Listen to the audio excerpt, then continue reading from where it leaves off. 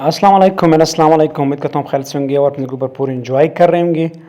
आज की जो डिटेल वीडियो है उस हवाले से है कि जो डिस्ट्रिक्ट रिक्रूटमेंट कमेटी है डीआरसी, वो है क्या चीज़ और इसका काम क्या है, इस हवाले से आपको थोड़ा सा गाइड करता हूँ। तो दूसरी पॉलिसी में एट द एंड में सारा टेस्टिंग वगैरह क्लियर होने के बाद आखिर में डिस्ट्रिक्ट 9 पॉइंट्स है। District recruitment committee DRC, the recruitment process shall be carried out by the district recruitment committee, यानी जो रिक्रूटमेंट प्रोसेस होगा वो जो है वो डिस्ट्रिक्ट रिक्रूटमेंट जो कमेटी है डीआरसी वो जो है वो उसको देखेगी। Its composition will be as per APT rules now part 1 under section 5 and part 3 under section 9 which is given and further approved suggestion at serial number 1 of subsection VD above under। ये मतलब जो committee उसके जो है वो rules होंगे और इसके जो कमेटी के चेयरमैन होंगे वो डिप्टी कमिश्नर होंगे, साथ में उनके जो मेंबर होंगे डिस्ट्रिक्ट एजुकेशन अफसर होंगे जिसको डीओ कहते हैं। उसके बाद जो है डिस्ट्रिक्ट एजुकेशन अफसर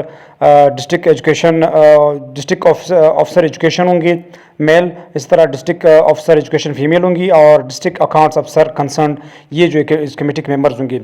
ट्योर्स and responsibilities of district recruitment committee, जो ट्योर्स है और जो रिस्पॉन्सिबिलिटीज़ है, जिम्मेदारियाँ हैं डिस्ट्रिक्ट रिक्रूटमेंट कमेटी की, वो क्या है। द डीआरसी शिल be responsible for smooth and transparent conduct of recruitment process by facilitating the testing agency and application of weighting formula at clause 6 of this policy. The responsibilities terms of references for DRC are as under। तो ये कहते हैं कि जो DRC होगी वो responsible होगी तमाम जो प्रोसेस है उसको ट्रांसपेरेंट करने के लिए, यानी साफ शफाफ बनाने के लिए रिस्पॉन्सिबल होगी। और उसके अलावा जो है वो जो रिस्पॉन्सिबिलिटीज़ और टर्म्स और कंडीशंस है डीआरसी को क्या है। It shall display clear sentient vacancies for candidates. It shall display the list of qualified candidates who passed screening test conducted by the testing agency. It shall verify domicile local certificates। ठीक है, इनको verify करेगी। The district recruitment committee should include district account officer as directed by the honourable chief minister and are should responsible to monitor to entire process और screening to ensure merit based selection by prevention of illegal corrupt practices such as cheating, impersonation, etc. The deputy commissioner of district education officer should personally put their intel on the answer sheets or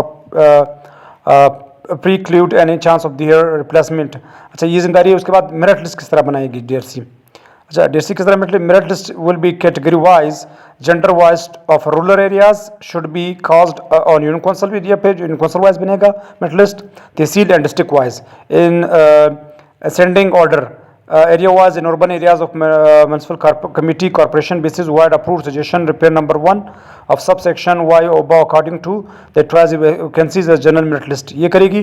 in case of non ability of eligible candidates from shall be advertised, अगर मतलब कोई post खाली हो जाए तो उसको जो दोबारा जो है वो एडवर्टाइज करेगी।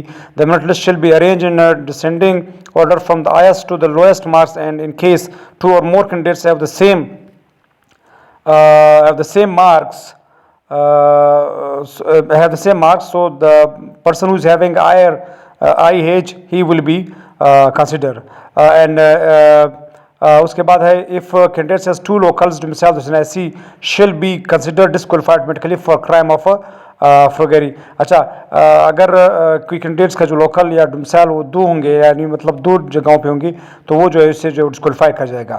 और it shall finalize merit list received from the testing agency according to the policy being recommended by body shall submit the final recommendations names of selected candidates of consultation of approval appointment to complaint authority through director of education. और ये जो final move करेगी जाके जो है वो secretary को approval के लिए। उसके बाद है time and duration of DRC. Duration और डीआरसी का जो ड्यूरेशन टाइम दोनों में कितना होगा। DRC should prepare merit list within 7 days after receiving the screening list of screening test from the district agency. अच्छा, डीआरसी जो है वो अपना जो फाइनल लिस्ट है वो विदिन 7 days जब उनको लिस्ट मसूल जाए वो जो है अपना काम जो है वो करेगी। लेकिन यहाँ पे उनको जो है वो 14 दिन दिए गए हैं अभी। Placement of selected candidates. अच्छा, प्लेसमेंट ऑफ सिलेक्टेड कैंडिडेट्स जो सिलेक्ट होंगे उनकी जो प्लेसमेंट होगी वो कैसे होगी। The selected candidates will placed according to the inter se merit and in the school for which area they selected by the. अच्छा, वो कैंडिडेट जो जिस एरिया के लिए अप्लाई किया होगा वहाँ पे जो है वो क्या कहते हैं वहाँ पे उनकी अपॉइंटमेंट होगी। इन case of dispute between 2 or more candidates for a seat, the senior one who scores more marks in test will take precedence। अगर 2 बंदों के दरमियान जो है वो एक सीट पे मुकाबला हो तो जिसने ज़्यादा सीनियर हो, जिसने ज़्यादा नंबर लिए हो, उसको जो है वो प्रिपेयर किया जाएगा। If a person stands principal candidate for more one post and decide have one post is a choice. अच्छा, अगर कोई बंदा 2 पोस्ट पर सिलेक्ट हुआ हो, अगर एक को छोड़ना चाहता हो तो एक वो छोड़ सकता है और एक जो है वो ले सकता है। The selected candidate shall be appointed purely with a probation period of 5 years. जो कैंडिडेट्स है वो अपॉइंट होंगे प्योरली विद द प्रोबेशन, पाबंद होंगे एक जगह पे 5 साल के लिए। और the appointment against the post shall be purely on non transferable basis. ये 5 साल जो है नॉन ट्रांसफरेबल है, ट्रांसफर नहीं कर सकते वो लोग। और selected candidate shell provide undertaking before, मतलब ओथ जमा करेंगे कि वो जो है वो अपनी जो ट्रांसफ़र है ड्यूरिंग द 5 ईयर्स वो नहीं करेंगे। Letter of agreement, a person fail to join the post within 15 days और way return refusal is received from selected his or selection shall be stand cancel. अगर कोई बंदा जो है वो ज्वाइन नहीं करता 15 days के अंदर तो वो जो है वो विड्रॉ हो जाएगा। There will be no waiting list, waiting list वाला कैंडिडेट्स ऊपर नहीं आएगा।